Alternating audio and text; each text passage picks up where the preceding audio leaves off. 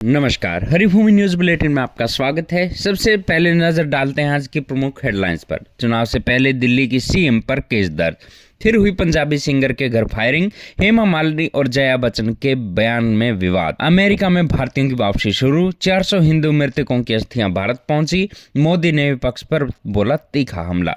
सबसे पहले बात करते हैं आज दिल्ली में होने वाले विधानसभा चुनाव की। चुनाव से ठीक एक दिन पहले दिल्ली की मुख्यमंत्री आतिशी पर सरकारी काम में बाधा डालने व आदर्श आचार संहिता के उल्लंघन के आरोप में दिल्ली पुलिस ने केस दर्ज किया है, जिसे लेकर राजधानी दिल्ली में राजनीतिक गहमागहमी तेज हो गई है। आम आदमी पार्टी के नेता बीजेपी और दिल्ली पुलिस पर गुंडागर्दी के आरोप लगा रहे हैं। वहीं रमेश भिदोड़ी के रिश्तेदार पर भी एफआईआर दर्ज किए जाने की बात सामने आई है।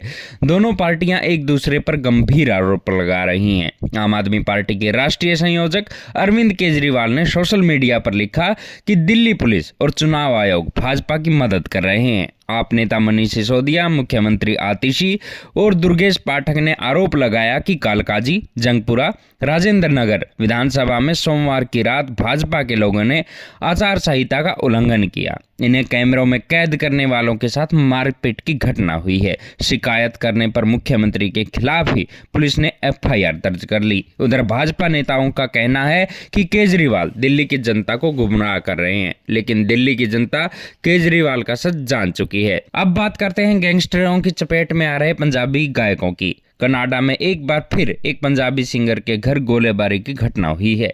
इस बार पंजाबी सिंगर प्रेम ढिल्लों के घर पर हमला हुआ।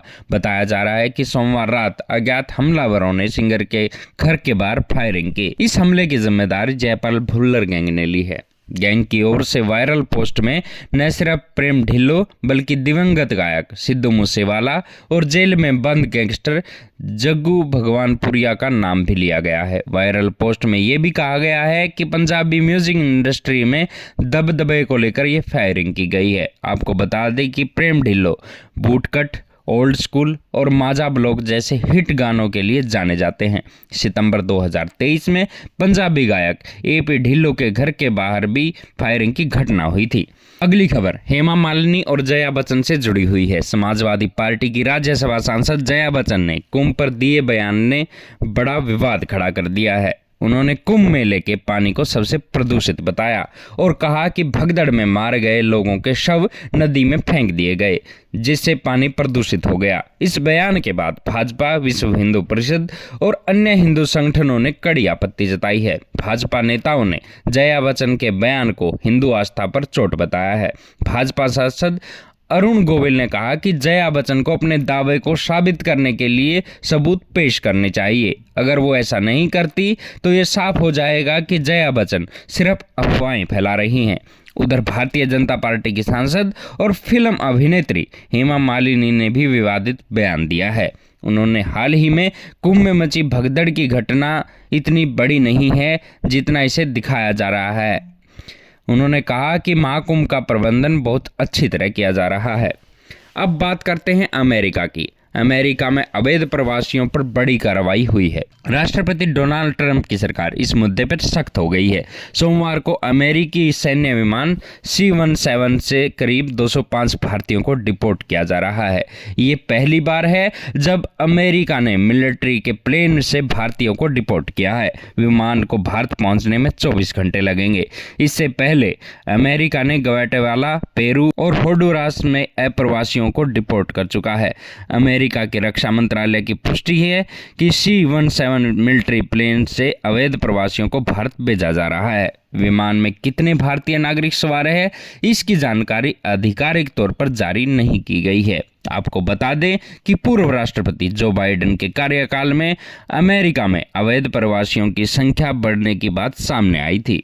अब ट्रंप ने सत्ता पर लौटते ही इन पर कार्रवाई तेज कर दी है। विशेषज्ञों का मानना है कि आने वाले समय में अवैध ढंग से अमेरिका में रह रहे और भी भारतीयों को डिपोर्ट किया जा सकता है। और अब खबर पाकिस्तान की। पाकिस्तान में कराची के पुराने गोलीमारा क्षेत्र में हिंदू शमशान में वर्षों से अस्थि कलशों में रखे 400 हिंदू मृतकों की अस्थियां अमृतसर के बागा अटारी के रास्ते से भारत पहुंच चुकी हैं। ये अस्थियां करीब 8 साल से शमशान में रखी हुई थी। परिजनों ने इन्हें गंगा में प्रवाहित करने का इंतजार किया था। महाकुंभ योग में भारत का वीजा मिलने के बाद कराची के श्री पंचमुखी हनुमान मंदिर में विशेष प्रार्थना सभा हुई। इसके बाद परिजनों ने अस्थियों को अंतिम विदाई दी ताकि मोक्ष के लिए इन्हें गंगा में विसर्जित किया जा सके।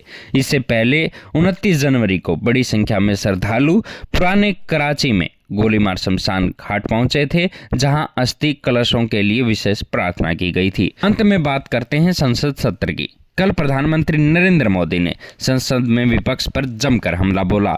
उन्होंने कहा, अभी तो हमारा तीसरा ही टर्म है, लेकिन हम विकसित भारत के संकल्प को पूरा करने में जुटे रहेंगे। प्रधानमंत्री ने बजट सत्र में राष्ट्रपति के अभिभाषण के लिए धन्यवाद प्रस्ताव पर हुई चर्चा का जवाब देते हुए विपक्ष और खासकर राहुल गांधी के उठाए सभी सवालों का जवाब दिया। उन्होंने केजरीवाल पर कटाक्ष करते हुए कहा कि बजट के बाद जो पैसे बचे हैं उनका उपयोग हमने शीश महल बनाने के लिए नहीं किया, ये देश बनाने के लिए किया। इंफ्रा पर बजट 10 साल पहले 1,80,000 लाख करोड़ था, आज ये 11 लाख करोड़ रुपए का है। मोदी ने संसद में विस्तार से अपनी सरकार की सफलताएं बताई।